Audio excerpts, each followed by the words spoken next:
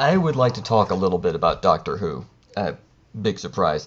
So I'm going to put my Doctor Who hat on now.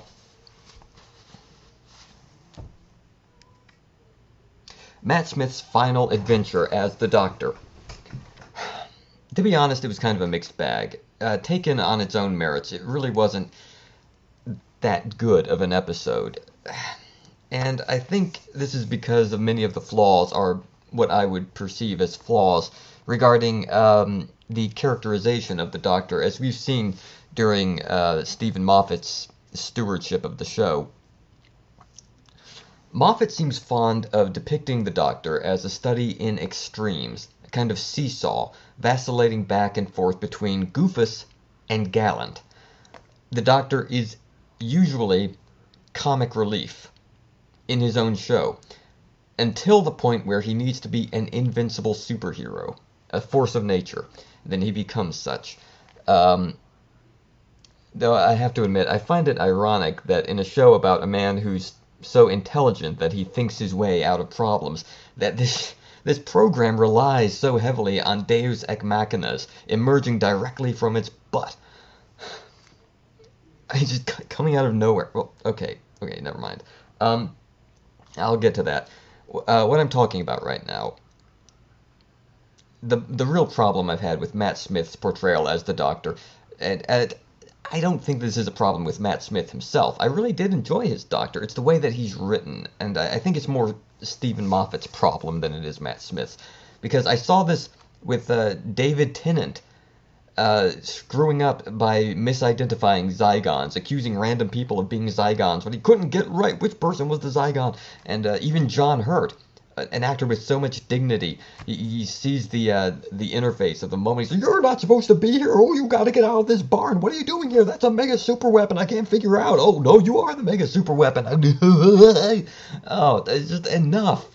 Let's have a serious Doctor again. That's what I want. I want a Doctor who's not running all over the place and wildly gesticulating and screaming catchphrases. Oh, I want him to be a grown man again. That's what I want. And I want him to have a consistent personality, where he's on sort of an even keel, where he's always this one guy, instead of either being the clown or the godlike entity. And that's exactly what happens in this episode. We get his antics. He meets up with Clara. "Oh, you're calling me for Thanksgiving dinner. Hello, Clara. I'm naked. Look at me, but I'm wearing holographic clothes. Woohoo! I can't fly the TARDIS." But he's called to this one planet. He has a Cyberman head as a sidekick, which is really cute. I love that bit.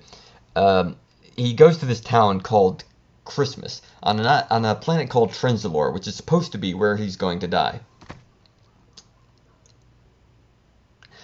Now, he makes it down to the planet by tricking his way past this cosmic church. It's complicated, all right? Basically, what it all boils down to is there's a bunch of monsters. They want to cause trouble on this one planet. The Doctor gets himself stuck down there, so he spends centuries just hanging around this quaint little town and being its Santa Claus. And it's really sweet, it's cute. Matt Smith makes it work at this point, but I can't help but notice that when he's outside of Clara Oswin Oswald's influence, he's unstoppable. He spends 300 years just on his lonesome without any advantages. He doesn't even have the TARDIS at this point. It's gone somewhere without him. And but he's managing to fend off an entire horde of alien races, all trying to get onto this planet, because the Time Lords are in a crack on a wall in the church in this town on the planet, and they're trying to get through by sending a message, even though they were supposed to be frozen? What? Well, I guess they're not frozen. They're just in another universe. They're trying to get through, and they're sending a message asking for the Doctor's name. And in this town, no one can lie. I don't know why that's a thing, since all he would have to do... Okay, so he spends hundreds of years. He grows into an old man just trying to protect this town, and it's a really sweet scenario there. I thought it was very nice. Nice to see the Doctor age a bit, and it throws into demonstration the essence of this Doctor, the youthful Doctor who is at heart an old man who appreciates the value of youth, and he's making toys even as the alien races manage to get through his defenses and start wars. It's still important to him that he makes toys for the children. because he never forgets how important that is, and it's darling, it's very heartfelt, and I loved it. Um, sure enough, Clara keeps getting back onto the planet and then being sent away again while he's trying to deal with all this. The Daleks eventually take over some of the other aliens, and they're trying to invade. It's just a cluster. I mean, but finally, the Doctor's an old man. Clara makes it back to the planet one last time, and he's been sitting in a rocking chair in front of this glowing crack in the universe through which the Time Lords are beaming this message, waiting for him to tell his true name. Now, you would think on a planet where everybody has to tell the truth that this would be a kind of issue, but apparently he just doesn't have to speak or something. You'd think that he would be able to tell them something else, like maybe he just talked to them and convinced them to go along with whatever he has in mind. But no, he can't. He's sitting, and in case you think that he can't talk to people through the crack, that's exactly what Clara does. The Doctor, he's an old man now. He gets up on his cane and he says, "Well, I may as well meet those Daleks one last time. They'll probably bore me to death." It's good stuff. Again, I don't know how he's managed to be so invincible and impervious during all this when he's so zany all the other times. And that's another thing. Clara gets back to the planet because one of the Doctor's allies flies her there. It used to be a thing that only the Doctor could fly the TARDIS. Now, it's that everybody can fly the TARDIS except the Doctor. When did that happen? Why is it every single femme fatale that the Doctor knows can fly the TARDIS better than he can? At the end of this episode, he basically admits that he's completely forgotten how to fly a TARDIS. Meanwhile, this woman that we've just met in this episode is flying the TARDIS. Oh, flying the TARDIS is easy. I can't fly the Doctor, but I can fly the TARDIS. Give me a break. Okay, fine. Anyway, Clara, she goes up to the crack, and she says, "Help him. Help him to change the future. Help him to change the future because you love him.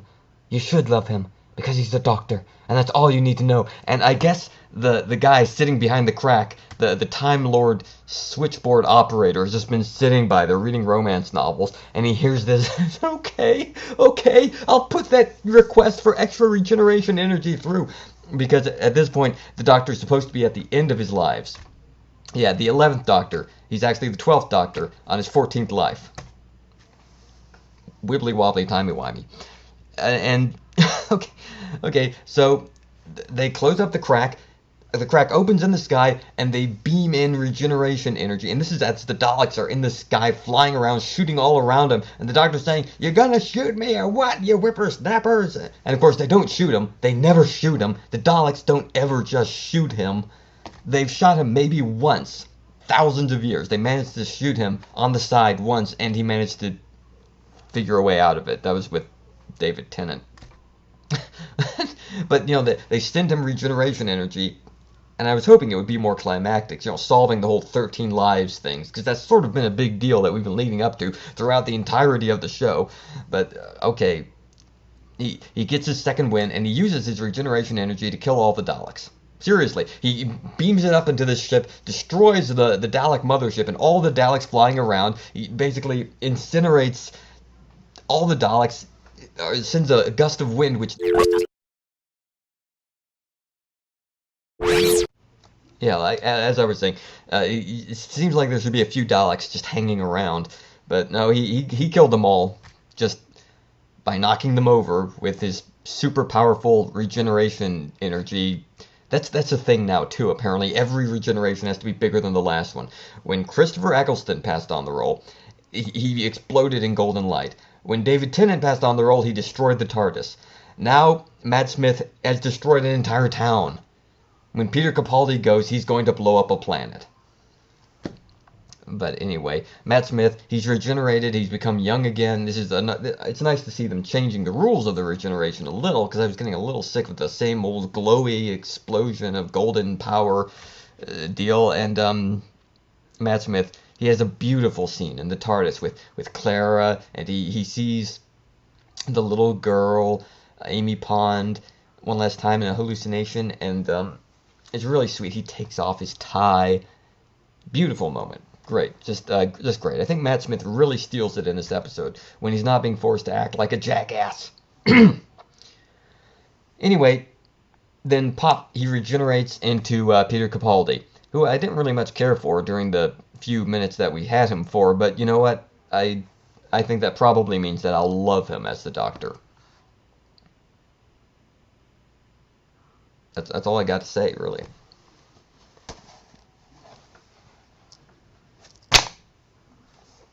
See, it's like the bow tie. Never mind.